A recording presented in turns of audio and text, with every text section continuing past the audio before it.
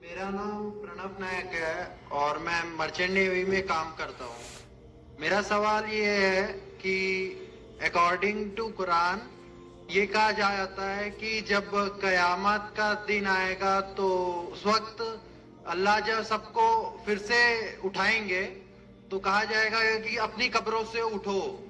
तो हम हिंदुओं का क्या होगा, क्योंकि हमारी तो कोई कब्र नहीं होती।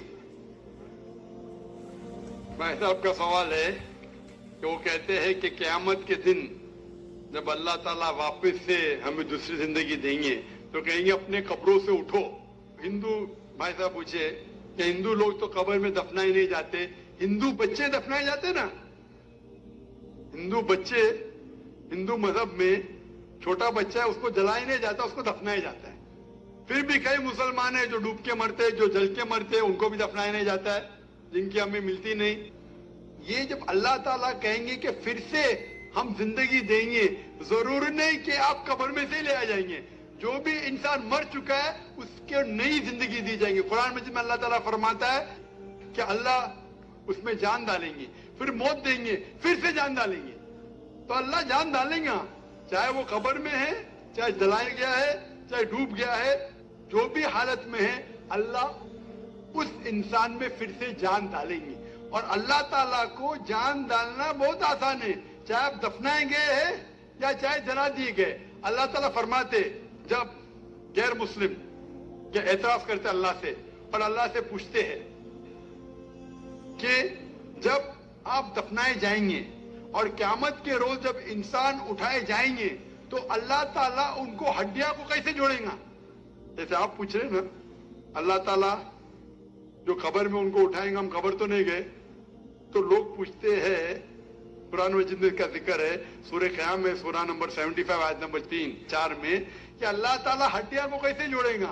तो अल्लाह ताला फरमाते हैं अल्लाह हड्डियां को ही नहीं जोड़ सकता है, आपके उंगलियों के पोर पोर को जोड़ सकता है। उंगलियों के पोर पोर। आप सोचते हो अल्लाह ताला क्यों कहता है क्या उंगलियों के पोर पोर को जोड़ सकता है। आज की साइंस ये कहती है, सर फ्रांसिस गोल्टिन एक साइंटिस्ट है जो सन 1880 में एक डिस्कवरी किए कि फिंगर प्रिंटिंग मेथड के दो इंसान करोड़ों लोगों में भी उनके फिंगरप्रिंट यकसा नहीं हो सकते। तो अल्लाह ताला फरमाते हड्डियों को तो छोड़ो, मैं आपके उंगलियों के पोर पोर को इकट्ठा कर सकता हूं और हू बहू वैसे पैदा कर सकता हूं। तो अल्लाह के लिए फिर से जान डालना बहुत आसान है, चाहे वो इंसान दफनाया गया है या जलाया दिया गया है या डूब के मरा है। अल्लाह को फिर से जान डालने में, चाहे वो मुसलमान मरा या हिंदू मरा या ईसाई मरा, अल्लाह को जान डालने में बहुत आसान है, कुन फयकुन। और फिर से हमें नई जिंदगी दी जाएंगी और फिर हिसाब किताब किया जाएगा। और हिसाब किताब में अगर आप अल्लाह के अहकामात पे अमल किए तो इंशाअल्लाह आप जन्नत में जाएंगे, इस दुनिया के इम्तिहान में सफलता पाएंगे। लेकिन अगर उनके अहकामात पे आपने नहीं चले, उनके मुताबिक नई जिंदगी बसर करे, तो आप इस जिंदगी में सफलता नहीं पाएंगे। सर एक्चुअली ये रिलीजन होना ही नहीं चाहिए मेरे ख्याल से। तो यहाँ तो बहुत सारा वॉर होता है, आपने बोला ब्रदरहुड होता है, तो एक्चुअली ये रिलीजन नहीं रहेगा तो ये ब्रदरहुड डेफिनेटली रहेगा, ह्यूमैनिटी रहेगा, नहीं तो वॉर भी नहीं रहेगा। तो रिलीजन होना ही नहीं चाहिए कॉन्सेप्ट। रिलीजन क्यों होता है, क्या आप हेल्प करेंगे उसके लिए? भाई साहब का सवाल है कि रिलीजन होना ही नहीं चाहिए, ये मजहब होना ही नहीं चाहिए। ये मजहब की वजह से वॉर होता है, झगड़ा होता है। आप कहते भाईचारा बढ़ता है, वॉर होता है। सिर्फ ह्यूमैनिटी होना चाहिए। भाई साहब नाम के माइक पैक्सन जॉर्ज। कौन से माइक्रोफोन पे हाथ ऊपर करेंगे? जॉर्ज बोलिए सर। पीछे वाले माइक्रोफोन। जॉर्ज भाई साहब से पूछूंगा, ये कहते कि मजहब होने की वजह से लड़ाई हो रही। भाई साहब क्या मैं आपसे लड़ रहा हूं? भाई साहब नहीं क्या मैं आपसे झगड़ रहा हूं? हाँ क्या नहीं? नहीं सर। आप समझते मैं मजहबी हूं? हाँ सर। हूं ना? तो मैं क्या आपसे लड़ रहा हूं? नहीं। जो सही मजहब को जानता है, सच्चा मुसलमान है, वो आम तौर पे झगड़ा नहीं करेगा। क्योंकि कुरान मजीद की आयत है सूरह माइदा की सूरह नंबर 5 आयत नंबर 32 में लिखा है कि अगर कोई भी मुसलमान, चाहे मुस्लिम हो या गैर मुस्लिम हो, अगर किसी का कत्ल करता है, चाहे मुस्लिम या गैर मुस्लिम का, बिना कोई वजह के कत्ल के बदले कत्ल, या अगर उसने इस जमीन पे if he has caused corruption in the land, ان دو وجہ کے علاوہ اگر کوئی انسان دوسرے انسان کا قتل کرتا ہے گویا کہ ایسے ہے کہ سارے انسانیت کا قتل کر رہا ہے. میں آپ کو ایک مثال دوں گا. جب میں نے لیکچر دیا تھا ٹیررزم مسلم مونوپولی, تو اکثر جیسا ہمارا سیشن ہوتا ہے کہ غیر مسلم کو پہلے چانس دیا جاتا ہے, تو جب میں کہہ رہا تھا اسلام کے بارے میں, اسلام کی کیا رائے ہے دہشت گردی کے بارے میں, جہاد کے بارے میں, تقریر کے دوران میں مثال دے رہا تھا کہ مسلمان ٹیررسٹ نہیں ہوتے اکثر, اور اسلام مذہب ٹیررزم کے خلاف ہے, دہشت کے خلاف ہے. سوال جواب کے موقع پہ ایک ہندو نے مجھ سے سوال پوچھا کہ ذاکر بھائی, جو گجرات میں ہوا, جو مسلمانوں کے ساتھ جو غلط ہوا, جو مسلمان عورت کے ساتھ بلاತ್ಕಾರ ہوا, اگر میں ہوتا تو میں بھی ہندوؤں کو یہاں چن چن کے مارتا تھا. تو جو مسلمان ہندو کو اگر ٹرین بلاسٹ میں کوئی ہندو مرا اور مسلمان نے کیا تو میرے نزدیک صحیح ہے. یہ ہندو مجھ سے کہہ رہا ہے کہ میرا جذبہ بھی, اگر کوئی میری بہن کا بلاತ್ಕಾರ کرے تو میرا جذبہ بھی جاگے گا اور میں بمبئی میں ہندو کا قتل کروں گا. کون کہہ رہا ہے؟ ہندو مجھ سے کہہ رہا ہے. تو میں اس کو جواب دیتا ہوں, بھائی صاحب آپ بالکل صحیح کہتے ہیں. عام انسان یہی سوچے گا, عام انسان یہی سوچیں گا, اور آپ عام انسان جیسے سوچ رہے اور سب پبلک میں تالیاں بج رہی تھی. لیکن میں عام انسان نہیں ہوں, میں مسلمان ہوں. میرا مذہب, میرا قرآن, میرا رب مجھے اجازت نہیں دیتا ہے اگر کوئی ہندو نے کسی مسلمان کا قتل کیا ہے یا کوئی عورت کا بلاತ್ಕಾರ کیا ہے, میں وہی مذہب کے انسان کو بمبئی میں اس کا قتل نہیں کر سکتا ہوں. یہ اجازت ہی نہیں ہے.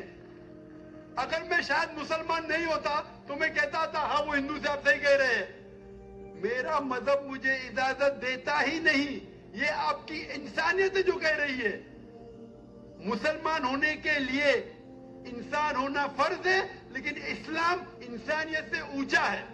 کیونکہ میں مسلم ہوں, کتنا بھی جذبہ مجھ میں ہوگا, لیکن میں میرے رب, میرے خالق, میرے اللہ سبحانہ و تعالیٰ کے حکم کے خلاف نہیں جا سکتا ہوں. جو شخص نے کوئی مسلم عورت کا بلاತ್ಕಾರ کیا اس کو پکڑو اور اس کو پولیس کے حوالے کرو, پکڑ کے سزا دو. لیکن دوسرے انسان کو وہی مذہب کے اگر میں قتل کروں گا, یہ بالکل اسلام کے خلاف ہے.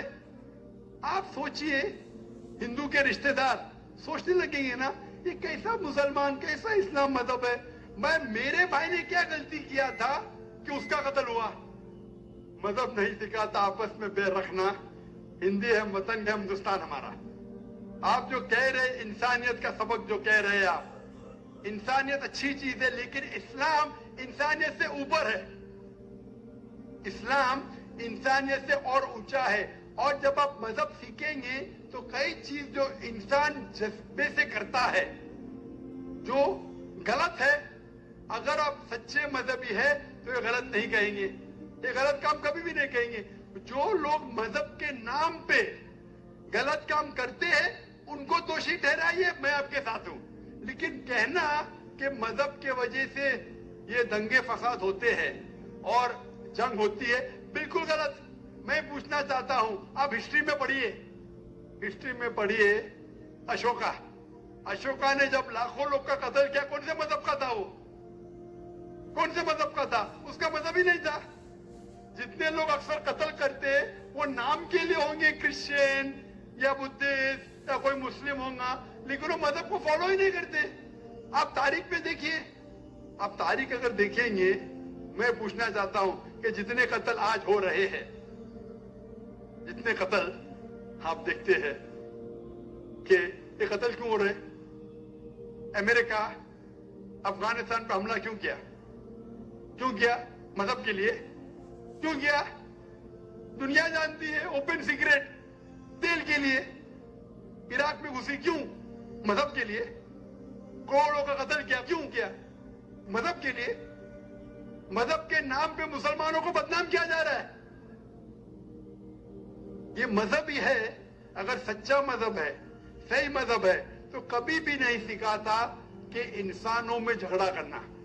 اگر وہ کچھ غلط کام کر رہا ہے, اگر غلط کام کر رہا ہے, جو شخص غلطی کر رہا ہے اسے پکڑو, اس کو سزا دو, میں بالکل ان کے ساتھ ہوں.